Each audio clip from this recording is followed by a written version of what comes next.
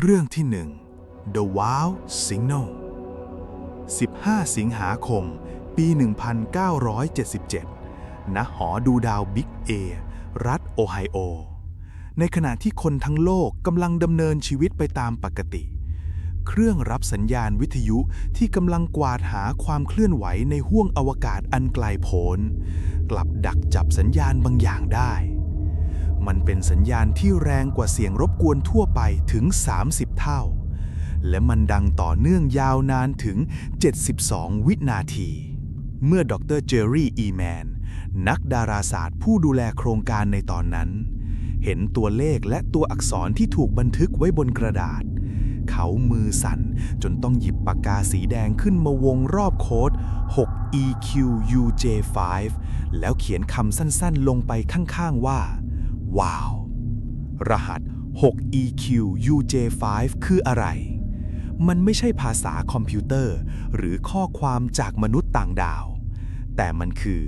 ระดับความเข้มของสัญญาณครับ เครื่องพิมพ์ในยุคนั้นจะบันทึกค่าความแรงของสัญญาณที่รับได้ ถ้าแรงน้อยจะใช้ตัวเลข 1-9 แต่ถ้าสัญญาณแรงทะลุเลข 9 ไป เขาจะใช้ตัวอักษรแทน เช่น A B C D ไปเรื่อยๆ รหัส 6EQUJ5 ที่เห็นจึงหมายถึงสัญญาณที่ค่อยๆแรงขึ้นจนถึงระดับ U ซึ่งแรงมาก แล้วก็ค่อยๆเบาลงจนหายไป ที่มาของคำว่าว้าว เมื่อดร. เจอร์รี่ อีแมน มาตรวจย้อนหลังในอีกไม่กี่วันต่อมา เขาเห็นลำดับตัวอักษรที่พุ่งสูงขึ้นผิดปกติ ในระดับที่ไม่เคยเจอมาก่อน และมันอยู่ในย่านความถี่ที่นักดาราศาสตร์เชื่อว่า เป็นย่านที่สิ่งมีชีวิตทรงปัญญาจะสื่อสารกันไฮโดรเจนไลน์ด้วยความตกใจและทึ่งสุดขีด เขาเลยหยิบปากกาสีแดงขึ้นมาวงรหัสชุดนั้น แล้วเขียนคำว่าว้าวลงไปที่ขอบกระดาษ เพื่อมาร์กไว้ว่าเฮ้ยนี่มันไม่ธรรมดาแล้ว หลายคนเข้าใจผิดว่ามนุษย์ต่างดาวส่งคำว่าว้าวมาให้เรา แต่ความจริงนั้นน่าทึ่งกว่า เพราะคำว่าว้าวมาจากความตกตะลึงของนักวิทยาศาสตร์ ที่พบว่าสัญญาณตรงหน้านั้น มันแรงและบริสุทธิ์เกินกว่าจะเป็นฝีมือของธรรมชาติ สัญญาณนี้มาจากกลุ่มดาวคนยิงธนู ซึ่งอยู่ห่างออกไปหลายร้อยปีแสง นักวิทยาศาสตร์พยายามหาคำอธิบายมานานกว่า 40 ปี มันคือดาวหาง หรือสัญญาณสะท้อนจากดาวเทียม หรือแค่ความผิดพลาดของเครื่องจักร แต่จนถึงวันนี้ไม่มีคำตอบไหนที่สมบูรณ์แบบพอ และสิ่งที่น่าชงนที่สุดก็คือ ตั้งแต่วันนั้นเป็นต้นมาสัญญาณนี้ก็ไม่เคยปรากฏขึ้นอีกเลย ทิ้งให้เราตั้งคำถามกับจักรวาลอันมืดมิดว่า เสียงนั้นคือความบังเอิญของธรรมชาติ หรือแท้จริงแล้วมันคือเสียงทักทายจากใครบางคนที่เรายังไม่พร้อมจะเจอ เรื่องที่ 2 คัมภีร์ที่โลกอ่านไม่ออก ปริศนา 600 ปีของคัมภีร์วอยนิชท่ามกลางหนังสือเก่าแก่นับล้านเล่มในห้องสมุดมหาวิทยาลัยเยล มีหนังสืออยู่เล่มหนึ่งที่ถูกขนานนามว่าเป็นหนังสือที่ลึกลับที่สุดในประวัติศาสตร์มนุษยชาติ มันมีอายุมากกว่า 600 ปี เขียนด้วยอักขระที่ไม่มีใครเคยเห็น และวาดด้วยรูปภาพที่ไม่เคยมีอยู่จริงบนแผนที่โลก นี่คือเรื่องราวของคัมภีร์วอยนิชปริศนาที่แม้แต่นักถอดรหัสที่เก่งที่สุดในโลกก็ยังต้องยอมแพ้คัมภีร์เล่มนี้ถูกค้นพบโดยวิลเฟรด วอยนิชพ่อค้าหนังสือเก่าในปี 1912 ทันทีที่เขาเปิดมันออกเขาก็พบกับโลกที่แปลกประหลาด ภายในประกอบด้วยตัวอักษรที่เขียนอย่างลื่นไหลคล้ายกับภาษาสมัยใหม่แต่มันไม่ใช่ภาษาใดๆที่มนุษย์เคยรู้จักรูปภาพข้างในยิ่งน่าชงนขึ้นไปอีกมีภาพวาดพืชพันธุ์ที่ดูสมจริงแต่กลับไม่มีใครระบุสายพันธุ์ได้มีแผนผังดวงดาวที่ดูเหมือนจักรวาลในจินตนาการและภาพวาดของหญิงสาวจำนวนมากในสระน้ำสีประหลาดที่เชื่อมต่อกันด้วยท่อรูปร่างคล้ายอวัยวะภายในทุกอย่างดูเหมือนจะเป็นบันทึกทางวิทยาศาสตร์ระดับสูง เพียงแต่มันเป็นวิทยาศาสตร์ที่ไม่ได้มาจากโลกใบนี้ ความล้มเหลวของอัจฉริยะตลอดหลายศตวรรษนักคณิตศาสตร์ระดับอัจฉริยะนักภาษาศาสตร์ผู้เชี่ยวชาญหรือแม้แต่นักถอดรหัสของกองทัพจากสงครามโลกครั้งที่2ต่างพยายามเข้ามาไขรหัสลับในเล่มนี้บางก็ว่ามันคือรหัสลับทางไสยศาสตร์บางก็ว่าเป็นคัมภีร์สมุนไพรที่จงใจซ่อนความลับไว้จากศาสนาจักรแต่ไม่ว่าจะใช้เทคโนโลยีคอมพิวเตอร์ที่ล้ำสมัยที่สุดหรือปัญญาประดิษฐ์ในปัจจุบันผลลัพธ์ที่ได้มีเพียงศูนย์ผู้เชี่ยวชาญหลายคนเริ่มตั้งคำถามว่าหรือจริงๆแล้วมันคือเรื่องโกหกที่แนบเนียนที่สุดแต่ผลการตรวจสอบอายุของแผ่นกระดาษหนังสัตว์ยืนยันชัดเจนว่ามันถูกทำขึ้นในช่วงต้นศตวรรษที่15จริงๆและน้ำหมึกที่เขียนลงไปนั้นก็ถูกเขียนอย่างมั่นใจโดยไม่มีรอยลบหรือรอยแก้แม้แต่จุดเดียว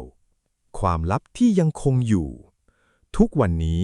คัมภีร์ Voynich ยังคงถูกเก็บรักษาไว้ในตู้นิรภัยอย่างดี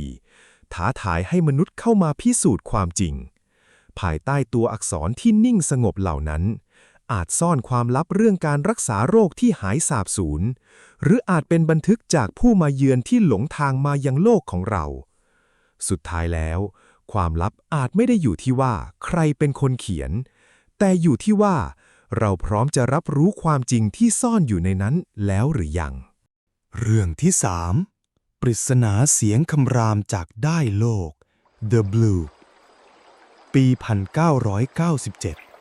ท่ามกลางความเงียบสงัดที่ใต้ทะเลลึกของมหาสมุทรแปซิฟิกเครื่องตรวจจับสัญญาณเสียงของรัฐบาลสหรัฐ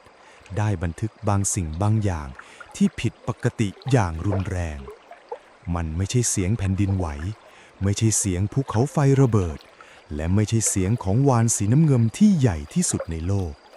แต่มันคือเสียงคำรามความถี่ต่ำที่ดังสนั่นไปไกลกว่า 5,000 กิโลเมตรเสียงที่โลกต้องจารึกไว้ในชื่อว่า The Bloop ข้อมูลทางวิทยาศาสตร์องค์การบริหารมหาสมุทรและชั้นบรรยากาศแห่งชาติหรือ NOAA ค้นพบสัญญาณนี้ผ่านเซ็นเซอร์ SOSS ที่ใช้ตรวจจับเรือดำน้ำโซเวียตจุดกำเนิดของเสียงอยู่ลึกลงไปทางตะวันตกเฉียงใต้ของชิลีสิ่งที่ทำให้เหล่านักวิทยาศาสตร์ต้องขนลุกคือความดังของมันเพราะวาฬสีน้ำเงินที่ว่าดังที่สุดยังส่งเสียงไปได้แค่100 กิโลเมตรแต่ The Bloop กลับถูกเซ็นเซอร์ที่อยู่ห่างออกไปหลายพันกิโลเมตรจับสัญญาณได้พร้อมกันถ้ามันเป็นเสียงสัตว์จริงมันต้องมีขนาดใหญ่กว่าวาฬสีน้ำเงินหลายเท่าตัวทฤษฎีที่น่าขนลุกทฤษฎีแรกที่คนทั่วโลกสงสัยคืออสูรกายใต้ทะเล The Kraken หรือแม้แต่กะซูลูเทพเจ้าโบราณจากนิยายของ H.P. Lovecraft เพราะพิกัดที่เกิดเสียง The Bloop นั้นอยู่ใกล้กับเมืองจมน้ำรุนไลเยในนิยายอย่างน่าประหลาดใจหรือว่าใต้โลกที่เรายังสำรวจไปได้ไม่ถึง 5% นี้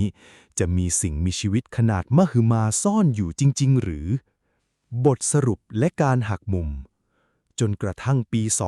2012 โนอาได้ออกมาให้คำตอบที่อาจจะทำลายจินตนาการของใครหลายคนพวกเขาบอกว่ามันคือเสียงของไอซ์เควกหรือการแตกร้าวของภูเขาไฟน้ำแข็งขนาดมหึมาในแอนตาร์กติกาแต่นั่นคือความจริงทั้งหมดหรือเป็นเพียงการกลบเกลื่อนความลับบางอย่างใต้สมุทรกันแน่แล้วคุณล่ะเชื่อว่ามันคือน้ำแข็งหรือมันคือลมหายใจของบางสิ่งคอมเมนต์บอกไว้หน่อยนะครับเรื่องที่ 4 ปริศนาความตายยกลำเอารังเมดันมิถุนายนปี 1947 ท่ามกลางฟากฟ้าที่เงียบสงบเหนือช่องแคบมะละกาสถานีตรวจรับสัญญาณวิทยุหลายแห่งได้รับข้อความรหัสมอร์สที่สั่นประสาทที่สุดเท่าที่เคยบันทึกได้ข้อความนั้นถูกส่งมาจากเรือบรรทุกสินค้าสัญชาติเนเธอร์แลนด์ชื่อ SS เอารังเมดันเนื้อความระบุว่าเจ้าหน้าที่ทุกคนรวมทั้งกัปตันนอนตายอยู่ที่ห้องสะพานเดินเรือและห้องแผนที่อาจเป็นไปได้ว่าลูกเรือทั้งหมดตายแล้ว จากนั้นตามด้วยรหัสที่อ่านไม่ได้ครู่หนึ่งก่อนจะทิ้งท้ายด้วยประโยคสั้นๆว่าฉันกำลังจะตายสภาพศพที่ไม่อาจหาคำอธิบายเมื่อเรือกู้ภัยซิลเวอร์สตาร์เดินทางไปถึงและขึ้นไปบนเรือสิ่งที่พวกเขาพบไม่ใช่การต่อสู้หรือร่องรอยการปล้นแต่คือซากศพของลูกเรือที่กระจายอยู่ทั่วลำทุกศพมีสภาพเดียวกันคือใบหน้าบิดเบี้ยวดวงตาเบิกโพลงปากอ้าค้างและมือทั้งสองยื่นออกมาข้างหน้าเหมือนกำลังปัดป้องสิ่งที่มองไม่เห็นแม้แต่สุนัขบนเรือยังตายในท่าที่แยกเขี้ยวขู่ขวัญสิ่งที่แปลกที่สุดคือ